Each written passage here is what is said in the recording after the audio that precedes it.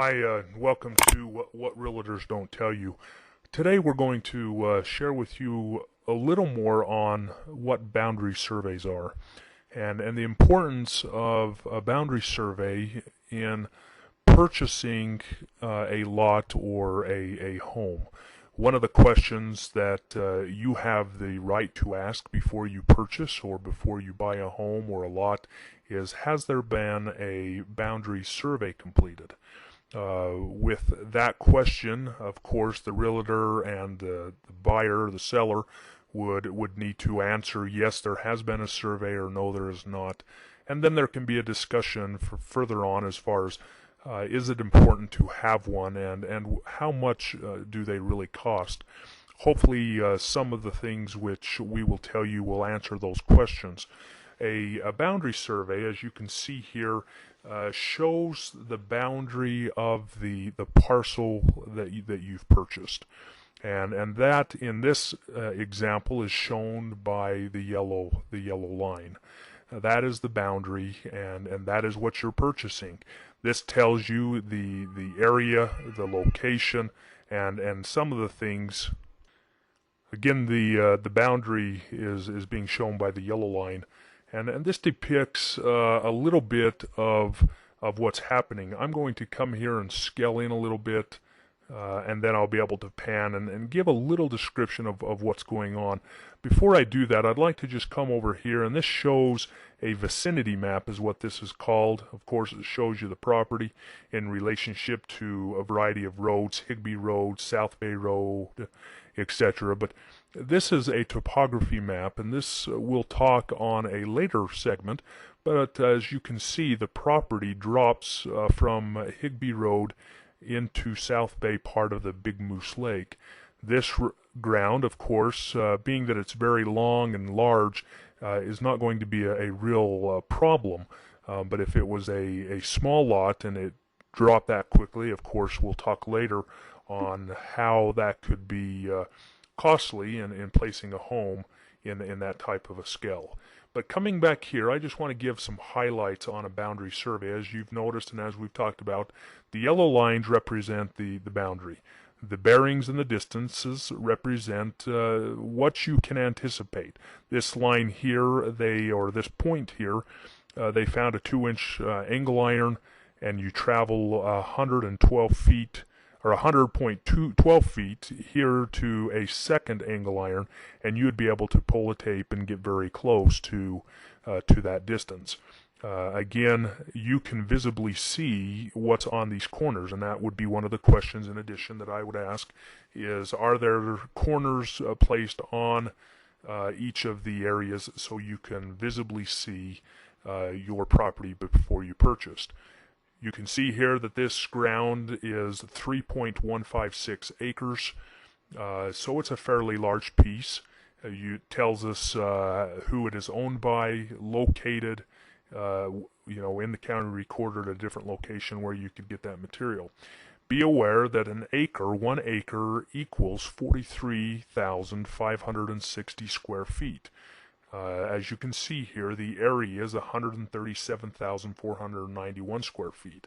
Take that number, divide it by 43,560, you get your acreage. Going a little further up, you can see that there's the home, it has a deck, and there's no problems particularly with the structure in regards to the boundary. We have plenty of room here, 42 feet, 27, 23 here. A home next door is fairly close. A one-story framed home, but it does not encroach and does not have or show any problems on the property that we have purchased. You can see here is a gravel driveway. Also, you can see that this road, South Bay Road, goes through your property, and that would be a right-of-way, as it's depicted here, of 50 feet that goes through your property that you would not be able to shut off. That would be part of your title report, part of your exceptions in your title report, that road is there and will be permitted to stay.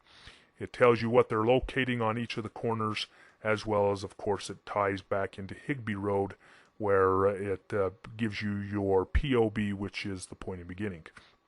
One note here, I find this very interesting, is of course this is a north arrow, so north, it shows you which way north is. That north that they have chosen to use on this plat is basically an assumed bearing. They're showing it an astronomical north from solar observations, and then they give you a 14 bearing difference to magnetic north, that if you were out to take a compass, you would be able to show magnetic north through that compass. So there are differences in Norse, and that becomes not very important to most people, but for surveyors and engineers, that is needed to at least be aware of. Here it gives you some additional notes about the property and whatnot. Again, this is just an example of a boundary survey. Again, answering the question, what do boundary surveys show you? We've kind of gone through a few of those things. It would show any overlaps, any underlaps in your deeds, as well as it would show any conflict with improvements. Now, one of the major conflicts that a survey does disclose is the fence lines versus the deed lines. Let me give an example of that. The fence line is the actual improvements, a boundary that people accept or feel that that's their property, and the deed line is this line depicted in the yellow, which describes your property. That's one of the most common differences that we have found in surveying, that those two may be a little different, but a survey would depict that, and you would know what that is before you purchase the ground, if a survey has been completed.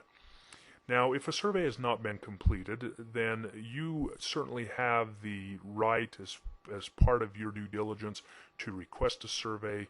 A survey could range anywhere between $700 to $3,000, depending upon how large and where the property is located.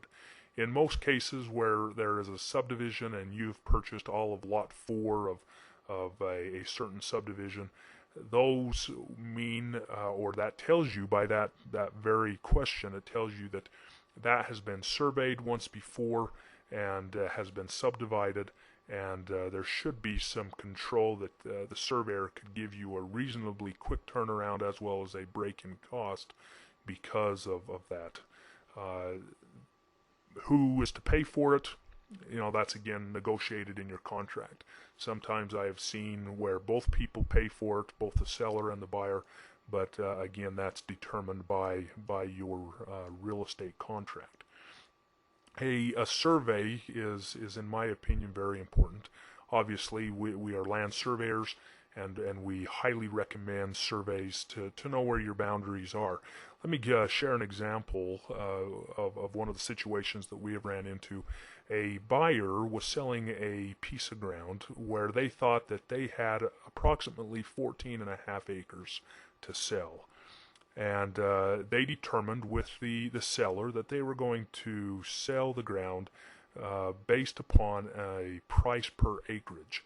And so they determined the acreage the best they could, times it by the factor, or the cost per acre factor that they determined, and sold the property. Later, a few months later, the buyers approached us and says, we really want to know what we bought. We want to know if we got more or less the amount. Again, it's after the fact, and at this point, it is what it is, and there's no changing it. And so we did survey it and determined that the acreage in this case was actually an acre and a half larger. So it was about 16 acres. And so the buyers got an acre and a half basically for nothing, because a survey wasn't done by the sellers. In this case, that equaled approximately $70,000 that the seller lost because they did not pay for a $1,500 survey.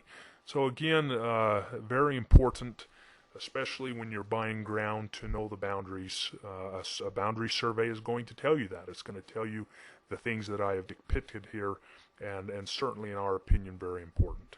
Again, we appreciate you purchasing whatrealtorsdon'ttellyu.com and the material. We hope you find success in your real estate adventures, as well as in your dream home and different things that you are purchasing the ground for.